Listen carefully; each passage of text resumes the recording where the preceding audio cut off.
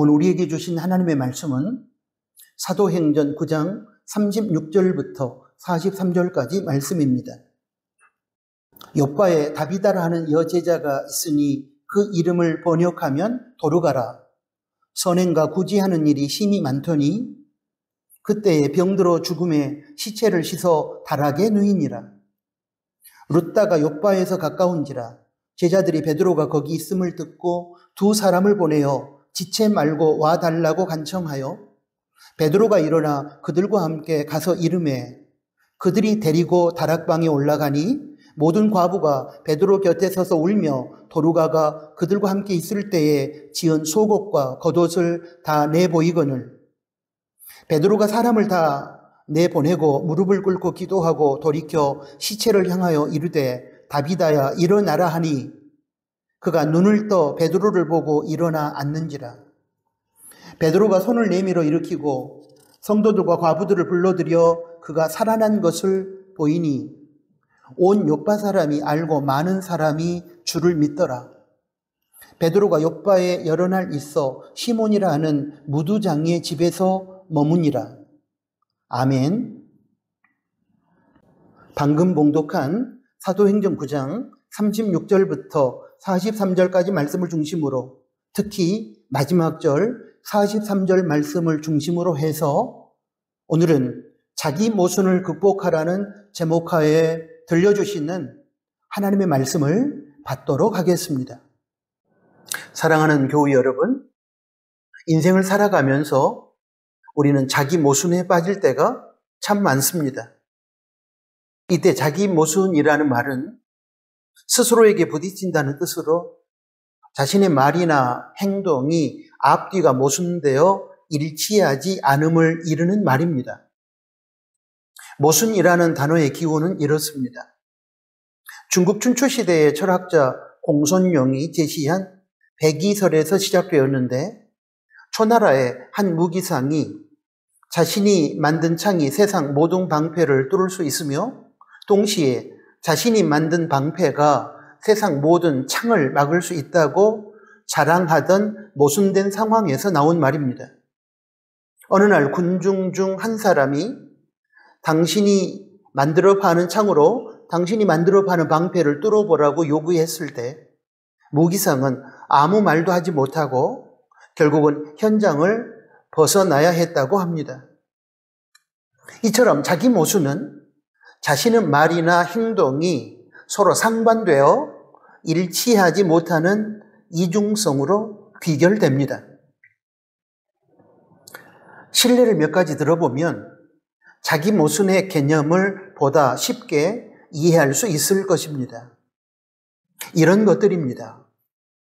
환경보호운동가라고 자처하면서도 일회용이 편하다는 이유로 적극적으로 사용하는 경우, 다이어트를 선언하고 밤낮으로 간식을 폭식하는 경우, 자신을 평화주의자라고 밝히면서 혐오나 갈등을 부추기는 말을 하는 경우 등입니다. 이러한 종류의 자기 모순은 방금 소개한 신뢰에서 보는 것처럼 앞뒤가 다른 이중성으로 드러나게 되고 그 결과 이렇게 앞뒤가 다른 이중성을 대하게 되었을 때 우리 서로는 서로에 대한 호감이 떨어지게 되고 상대에 대한 믿음이 반감되어 신뢰 관계가 무너지게 될 것입니다. 그런데 문제는 이 땅에 존재하는 모든 사람들에게 있어 이 자기 모순의 결과로 따라오는 이중성을 한 사람도 예외 없이 모두가 가지고 있다는 것입니다. 지상에 존재했던 사람들 중에 예수님을 제외하고는 모두가 자기 모순의 결과로 따라오는 이 이중성을 소유하고 있습니다. 이런 차원에서 보면 예수님을 닮는다는 것은 이중성이 없는 예수님의 삶을 우리가 닮는 것을 의미합니다. 신앙생활을 여러 각도, 여러 차원에서 설명할 수 있겠는데 저는 오늘 설교에서 자기 모순의 결과로 나타나는 인간의 악한 이중성을 극복하면서 자기 일치를 이루어가는 과정이 바로 신앙생활이 아닌가 그렇게 생각합니다. 예수님을 믿는 성도는 하나님 말씀의 기준 아래서 성령님의 다스림을 받으며 자신의 자기 모순과 이중성을 극복하여 자기 일치를 이루어야 합니다. 저는 그것이 우리 신앙의 목표인 예수님을 닮는 것이라고 생각합니다. 인간의 자기 모순 그리고 이중성은 인간관계에 있어서 신뢰를 무너뜨리는 치명적인 약점이 됩니다. 이러한 자기 모순과 그 결과로 나타낼 수밖에 없는 이중성이 우리 크리스찬의 삶에서 극복되지 못한다면 세상은 절대로 성도들을 신뢰하지 않을 것입니다. 이러한 문제의식을 가지고 오늘은 자신 안에 자리한 무서운 자기 모순과 이중성을 극복한 신앙의 선배 한 분을 소개하고 싶습니다. 그 사람은 바로 베드로입니다. 오늘 본문에 등장하는 베드로 사도는 신앙과 삶에 있어서 이율배반적인 자기 모순의 신앙을 극복한 대표적인 인물로 나타나고 있습니다.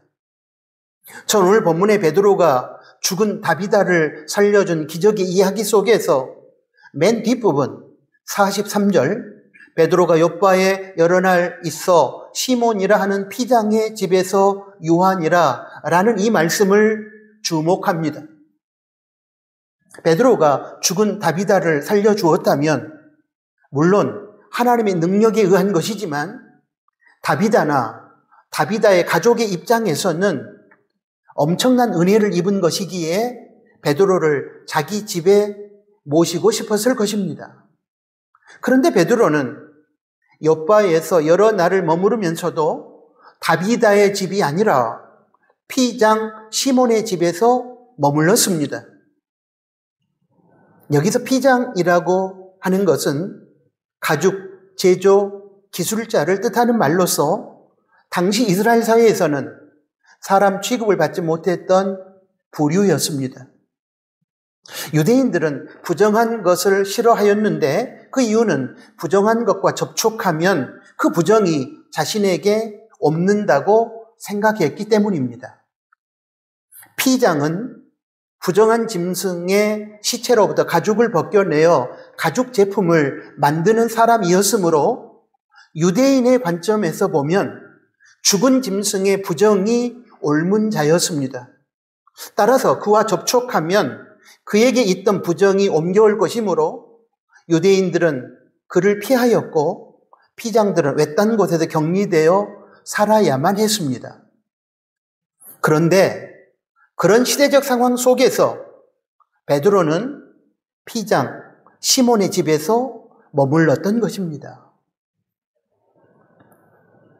이 사건은 단순히 베드로가 당시의 계급사회를 타파하는 메시지를 전하고 있다는 차원을 뛰어넘어 영적이고도 본질적인 메시지를 전하고 있으므로 받아들여야 합니다. 피장이 부정한 짐승의 시체를 만진다고 하여 피장과 신체적 접촉을 피하거나 만남 자체를 거부하면서 정작 그런 피장이 만든 가죽 제품을 선호하여 사용한다면 이것은 자기 일치와 자기 통합의 가치를 상실한 무서운 이중성이여 철저한 이율배반적 행위인 것입니다. 그런데 오늘 본문에 등장하는 베드로는 유대인들의 그러한 성속 이혼론이라는 이중성, 이율배반적인 자기 모순을 하나님 말씀 안에서 극복하고 본질을 추구하는 성숙한 신앙인으로 거듭날 수 있었습니다. 조선시대에도 오늘 본문의 상황과 유사한 기득권층의 이중성, 이율배반, 자기 모순의 삶이 지배했던 상황이 존재했었습니다. 당시 양반들은 평민들이나 천민들이 주로 집신을 신었던 것에 비해 가죽 신발을 고급 신발로 여겨 선호했습니다. 그런데 양반들이 선호했던 가죽 신발은 당시 사회에서 천민으로 무시당했던 갓바치라고 하는 가죽 신발 장인들이 만들었습니다. 무슨 말이냐면 당시 양반들은 자신들이 천하게 여겼던 갓바치들이 만든 가죽 신발은 귀하게 여겼지만 정작 자신들이 귀하게 여기는 가죽 신발을 만든 갓바치들은 천하게 여기고 멸시했다는 것입니다. 여러분, 이것은 양반들의 무서운 이중성이요, 철저한 이율 배반이며 자기 모순입니다. 그들의 이중성과 이율 배반과 자기 모순에 빠지지 않으려면 자신들이 천하게 여기는 갓바치들이 만든 가죽 신발도 천하게 여기든지, 아니면 자신들이 그렇게 귀하게 여기는 가죽 신발을 만든 장인인 갓바치들도 귀하게 여겼어야 하는 것입니다.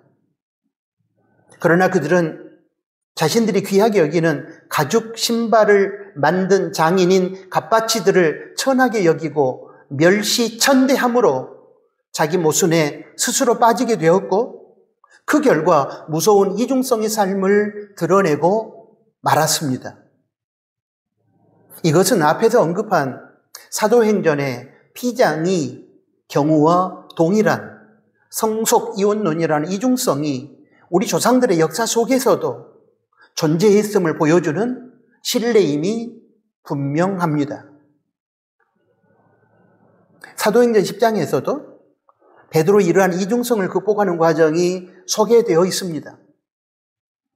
하나님께서 보여주신 부정한 것들의 보자기 환상을 통하여 하나님께서 거룩하다 하셨으므로 베드로는 이방인 고넬료의 초청을 승낙하였습니다.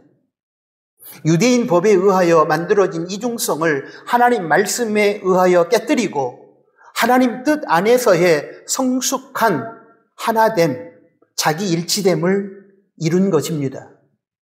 유대인과 이방인의 벽을 허물어버리고 하나됨을 구현한 것입니다. 사도행전 10장 28절부터 29절까지 말씀을 제가 한번 읽어보겠습니다. 28절입니다. 이르되 유대인으로서 이방인과 교제하며 가까이 하는 것이 위법인 줄을 너희도 알거니와 하나님께서 내게 지시하사 아무도 속되다 하거나 깨끗하지 않다 하지 말라 하시기로. 29절입니다. 부름을 사용하지 아니하고 왔노라 묻노니 무슨 일로 나를 불렀느냐.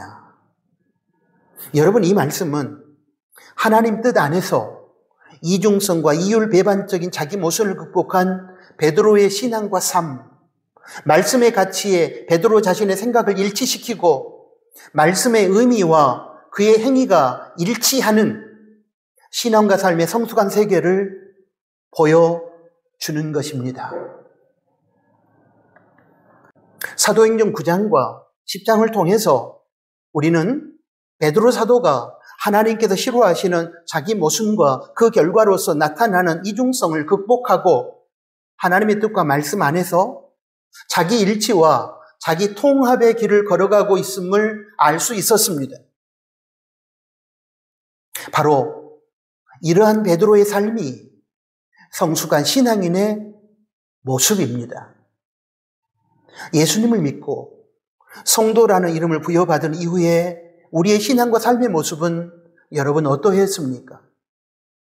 하나님께서 일치와 통합을 그토록 부르짖었음에도 불구하고 자기 모순에 빠진 이중성과 이원화된 신앙과 삶으로 분열과 다툼과 갈등과 부조화와 무질서를 초래하지는 않으셨습니까? 구체적인 경우를 가지고 도전하겠습니다. 자기 일치와 자기 통합의 삶을 살았는지 아니면 이중적인 자기 모순의 삶을 살았는지 살펴보시기 바랍니다. 우리의 신앙생활과 구체적인 삶의 현장을 보다 깊게 들여다보면 지금까지 우리가 나누고 있는 이중적인 자기 모순에 빠진 신앙생활을 하며 자기 모순적인 삶을 살아갈 때가 의외로 많습니다. 그런데 문제는 그렇게 무서운 자기 모순과 이 이중성을 자각하지 못한 채 겉으로 보여지는 외적인 종교 행위에 만족하며 신앙생활을 하고 삶을 살아가고 있다는 것입니다. 몇 가지 실례를 소개하면 이런 것들입니다. 주님의 제자로서 주님의 뒤를 따르겠다고 하면서 정작 주님의 십자가를 외면하지는 않으셨는지요? 부부간에 정말 행복한 가정을 꾸리기를 원한다고 하면서 정작 상대를 배려하며 상대에게 양보하는 삶을 살고 있지 않다면 그것은 무엇인가요? 자녀에게 진실한 사람이 되라고 가르치면서 정작 자식 앞에서 거짓의 삶을 사는 것을 당연하게 여기고 있지는 않습니까? 마치 바닷가의 어미개가 자신을 옆으로 걸으면서 어린 새끼 개에게는 앞으로 반드시 걸어야 한다고 가르치듯이 말입니다.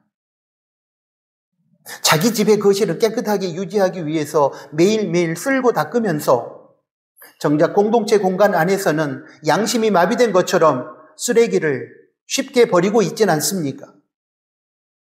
자기 돈은 아까워서 가능한 저렴한 식사를 하면서 정작 공금으로 식사할 때는 값비싼 식사를 주저하지 않고 하고 있지는 않습니까? 나누고 섬겨주지 않는 사람들을 비난하고 성토하면서 정작 우리는 남을 위해서는 이론도 손을 보지 않겠다는 수전노의 삶을 살고 있지는 않습니까? 주님께 우리의 죄악을 용서해 달라고 그리고 긍휼을 베풀어 달라고 요청하면서도 정작 우리는 누군가를 용납해주고 용서해주지 않은 채 비난하고 정죄하고 있지는 않습니까? 상처받고 싶지 않다고 말하면서 정작 우리는 다른 사람들의 아픈 상처 위에 소금을 뿌리고 있지는 않은지요? 하나님의 복을 기대하면서 정작 우리는 말씀대로 살지 않고 자기 살고 싶은 대로 살고 있지 않습니까? 나중에 훌륭한 사람이 되겠다고 하면서 정작 자기 자신의 본분에 성실하게 최선을 다하고 있습니까? 꿈을 꾸며 그 꿈이 이루어지기를 원하면서도 정작 그 꿈을 이루기 위한 대가를 지불하는 일에는 게으름을 피우고 있지는 않습니까? 말하는 것과 행동하는 것, 원하는 것과 노력하는 것과의 일치를 위해 최선을 다하고 있습니까? 혹시 우리는 나무를 사랑해야 한다고 말하면서 정작 나무를 사랑합시다라는 팻말을 나무의 못으로 꽝꽝 받고 있는 사람은 아닙니까? 만약 그렇다면 우리는 결코 나무를 사랑하는 사람은 아닐 것입니다. 제가 길게 여러 가지를 예로 들었는데 만약 우리의 신앙과 삶이 여기에 해당된다면 죄송하지만 우리는 자기 모순적인 이중성을 드러내며 지금 신앙생활을 하고 있는 것이며 자기를 기만하는 자기 모순의 삶을 살아가고 있는 것입니다. 그렇다면 죄송하지만 우리의 신앙과 삶은 하나님께 인정받을 수 없을 것이고 세상을 변화시키는 빛과 소금으로 살 수 없을 것입니다.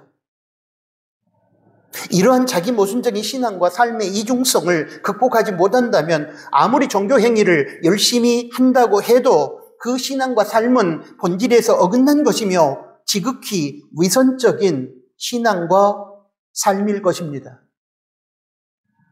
이러한 자기 모순, 이중성을 극복하지 못한 채 신앙생활을 하고 삶을 살아가고 있다면 우리는 아직도 미성숙한 어린아이의 단계에 머물러 있는 것입니다. 우리에게는 이렇게 자기 모순에 빠져 그 결과로 나타나는 이중성을 가지고 어린아이의 단계에 머물러 있는 신앙과 삶이 많이 있습니다. 그래서 신앙생활이란 이런 어린아이와 같은 미성숙한 자기 모순과 이중성을 하나하나 극복해 가면서 이중적이지 않으셨던 예수님의 삶을 본받는 것이라고 제가 말씀드리고 있는 것입니다. 사랑하는 여러분, 우리는 분명히 기억해야 합니다. 신앙과 삶의 성숙한 단계는 그러한 이중성과 자기 모순을 자기 안에서부터 극복하고 일치와 통합을 이루어낼 수 있어야 가능한 것임을 우리는 결코 잊지 말아야 할 것입니다. 겉으로 보여지는 외적인 종교 행위를 얼마나 많이 그리고 열심히 했느냐 하는 것도 물론 필요하겠지만 그 이전에 자신의 내면에 또아리를 들고 있는 이율배반적인 이중성과 자기 자신을 기만하는 자기 모순적인 신앙과 삶을 극복하는 과정이 더욱 필요하고 중요한 것임을 우리는 기억해야 할 것입니다. 이런 차원에서 앞에서도 언급했지만 성도의 신앙생활과 삶이라고 하는 것은 성령님 안에서 기도하며 말씀의 기준에 근거하여 이러한 자기 모순적인 신앙과 삶을 극복해 가는 것이라고 저는 생각합니다. 여러분의 생각은 어떻습니까? 만약 위의 질문에 대하여 우리 이중성을 인정한다면 더 늦기 전에 우리는 회개해야 합니다. 우리의 미성숙함, 자기 모순의 결과로 나타나는 악한 이중성과 위선적이고 이율배반적인 신앙과 삶을 우리는 하나님 앞에 적나라하게 내려놓고 회개해야 할 것입니다. 대통령을 위시하여 많은 사람들, 그 사람들 중에는 우리 크리스천도 포함되어 있을 것인데 그들은 오늘도 전라도와 경상도의 지역 통합이나 기성세대와 다음 세대 간의 세대 통합이나 진부와 보수의 이념 통합이나 부유한 자와 가난한 자의 사회 통합을 부르짖고 있습니다. 그런데 여러분, 이러한 종류의 일치와 통합은 말로 하는 것이 아닙니다. 대통령을 비롯하여 국민 각자가 먼저 하나님 말씀과 하나님의 보편적 가치 안에서의 자기 일치와 자기 통합을 먼저 이룰 때 자기 모순의 결과로 나타나는 이중성을 극복하고 언행 일치의 가치와 의지를 가질 때에만 가능할 것입니다. 결국 말씀대로 산다는 것은 하나님 말씀에 대한 철저한 순종으로 하나님의 뜻과 자신의 행위의 이중성이 없어지고 일치가 이루어지는 것을 말하는 것입니다. 그것이 하나님 말씀 안에서의 자기 일치이며 자기 통합의 길입니다. 그 길은 하나님을 위하는 길로 보이지만 실상은 우리 자신을 위한 길이며 공동체를 위한 길입니다.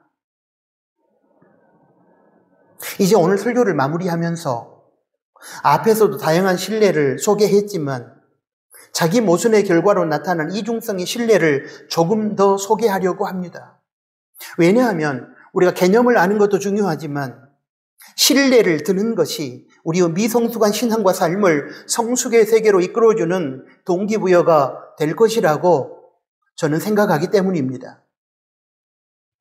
여기서 소개한 신뢰에 해당하는 자기 모순의 결과로 나타나는 이중성이 우리 각자의 신앙과 삶에 있다면 성숙으로 가는 길에 우리 각자의 연약함과 미성숙함임을 인정하고 하나님 말씀에 근거하여 성령의 다스림 안에서 자기 일치와 자기 통합의 세계로 나아가는 소중한 계기가 될 수 있기를 희망합니다.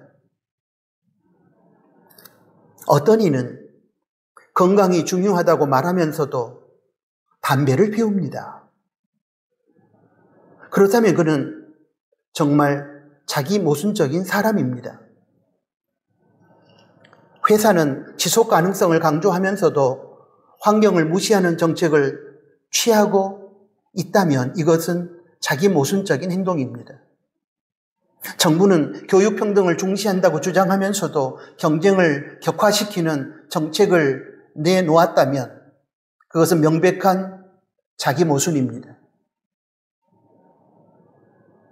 그녀는 효율성이 중요하다고 강조하지만 불필요한 회의를 자주 주최합니다. 그렇다면 이는 자기 모순적인 행동입니다. 여러분이 사람을 판단하지 말라고 하면서도 다른 사람의 행동을 비판한다면 여러분 그것은 자기 모순입니다. 정치인은 민주주의의 중요성을 말하면서도 반대 의견을 무시하곤 합니다. 그렇다면 이런 자기 모순적인 행동이 신뢰를 잃게 만들어버립니다. 우리는 항상 시간을 아끼자고 다짐하지만 계속 미루는 습관을 고치지 않는다면 이것은 자기 모순적인 생활 방식입니다. 친환경을 주장하면서도 일회용품을 낭비하는 것은 자기 모순적인 행동이 분명합니다. 투명성을 강조하는 회사가 내부 정보를 감춘다거나 투명성을 강조하는 종교단체가 예산서를 감추고 공개하지 않는다면 그런 행위는 자기 모순적인 행동이 틀림없습니다. 스스로 소통의 중요성을 강조하면서도 상대방의 의견을 무시하고 있다면 그것은 자기 모순적인 행동입니다. 돈보다 사람이 중요하다고 말하면서도 정작 가난한 이웃을 돕는 일에는 인색하다면 이것은 자기 모순적인 생각입니다. 작가가 창의성이 중요하다고 말하면서도 표절을 저지른다면 그것은 자기 모순입니다. 언론의 중립을 지향한다고 주장하면서도 편향된 뉴스를 보도한다면 여러분 이것도 자기 모순에 빠지는 것입니다. 경영진이 고객은 왕이라고 말하면서도 고객에게 불친절한 서비스를 제공한다면 그것은 분명히 자기 모순적인 행위입니다. 기업체의 크리스찬 오너가 주일 성수하고 주일 예배를 드려야 한다고 말하면서 자신은 주일 예배에 참석하고 종업원들은 주일에 나와 일하라고 한다면 그것은 여러분 이중적인 자기 모순이 틀림없습니다. 사랑하는 나누는 가족 여러분, 진지하게 묻습니다. 각자 자신에게 솔직하게 대답해 보십시오. 저와 여러분, 우리는 어떻습니까? 자기 모순과 자기 모순의 결과로 나타나는 이중성을 극복하고 자기 일치와 자기 통합을 이루어가는 것이 신앙과 삶의 성숙으로 가는 길임을 기억해 주십시오. 아멘. 하나님 아버지 고맙습니다. 오늘도 귀한 말씀을 통해서 우리가 그동안 알지 못하고 깨닫지 못했던 우리 안에 자기 모순과 그 자기 모순의 결과로 나타나는 이중성에 대하여 보게 하신 것을 감사합니다. 종교활동 몇 가지 하면서 신앙생활 잘하고 생각하며 착각했던 우리들 주님 용서해 주시고 우리의 생각과 행위에 일치되지 않는 그런 이중성으로 인한 자기 모순에 빠진 그러한 미성숙한 모습들을 오늘 말씀을 통해서 이제 우리가 깨달았으니 내려놓게 하시고 성령의 다스림을 받고 말씀의 기준 안에서 우리의 생각과 행동이 일치하는 자기 통합, 자기 일치의 세계를 열어갈 수 있도록 그러므로 이중적이지 않았던 우리 주님의 성품과 삶을 닮아가는 성숙한 신앙인들로 저희들이 살아가게 하여 주십시오. 예수 그리스도 이름으로 기도합니다. 아멘.